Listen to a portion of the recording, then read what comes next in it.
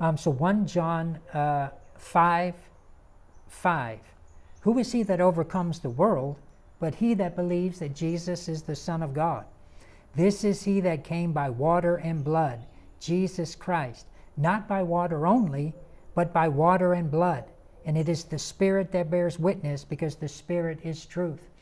I don't have time to go all into this, but this, even though I know King James put a capital S there because the translator said, okay, they might probably talking about the Holy Spirit, so I'm going to put a big S. But in the Greek, it's just the word pneuma. It leaves it to the context of whether it's talking about the Holy Spirit or the born-again Spirit. So the translator said, oh, this is the Holy Spirit, but it's not the Holy Spirit. This is the born-again Spirit. And the born-again Spirit bears witness because the Spirit is truth. Okay, what are you bearing witness to? You're bearing witness to the first part of verse 6, was that Jesus came by water and blood. And the reason the born-again Spirit bears witness is because that's how you get born again. When it says Jesus came by water and blood, that's the gospel. So what is interesting, with a point I want to get across, is we commonly think we have such a watered-down gospel that we preach.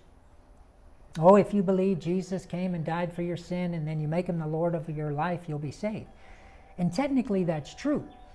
But again, we have a mealy-mouse gospel. It's like we're almost afraid to say, accept Jesus' free gift of life, but we're afraid to say, and then when you do, you're changed. You walk righteous. You have a new nature, a new conscience, new desires. So follow those new desires.